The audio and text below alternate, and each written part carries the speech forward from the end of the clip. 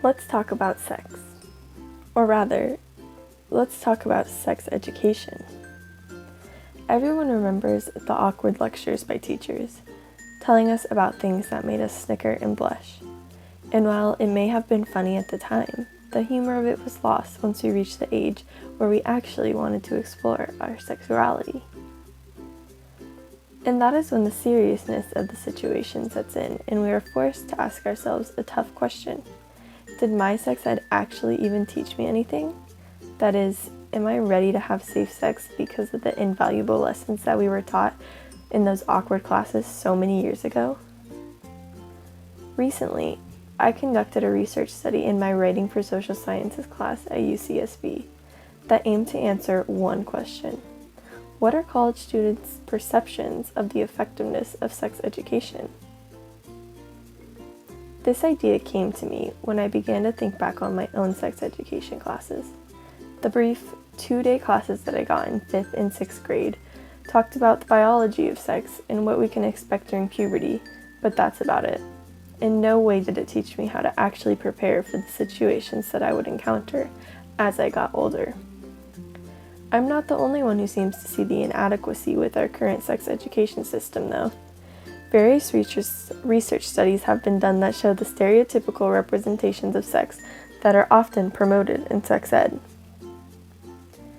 In addition, abstinence-only sex education, which has been funded by the federal government since 1996 through the Title V program, often shames students and scares them out of having sex rather than actually teaching them, and has proven to produce the same results in terms of pregnancy and STD rates as comprehensive sex education. Clearly, whatever we're currently doing is not working. But do college students think the same? Do they think that the sex education they received prepared them for the sexual encounters that they would have in college? My study surveyed 67 college students, most of whom were my classmates in Writing for Social Sciences. Participants were asked a variety of multiple choice and scale questions that identified their demographic information as well as their thoughts and opinions on sex education. Generally, a majority of the students said they received their sex education in 5th grade. While the next highest response was 9th grade, it seems as though more students received sex education before high school than actually in it. Additionally, 95% of participants said that the knowledge they have about sex today came from sources like family, friends, and media, and not sex education. This fact alone illustrates that college students don't perceive sex education as effective because it did not teach them about the one thing it was supposed to. In terms of specific demographic groups, students who received abstinence-only education and students who received a comprehensive education actually rated the effectiveness pretty much the same, with less than 20% of both groups attributing their sexual knowledge to sex education. One group in particular that rated sex ed as ineffective was bisexual and gay students.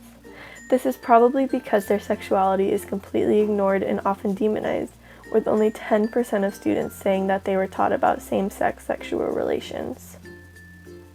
With these results, I was able to come to the not-so-shocking conclusion that college students do not perceive sex education as effectively teaching them about sex.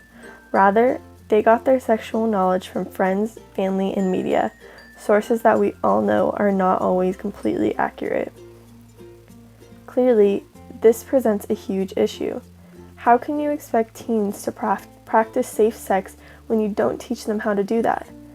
What we need to do in order to do this is a complete sex education reform. Let's move past the shameful tones that briefly glaze over contraceptives and STDs, and let's embrace a more open-minded form of education that discusses things that are actually applicable to the lives of students. This should include self-pleasure and how to negotiate and communicate with partners, as well as programs that cover the needs of all students, regardless of sexual orientation.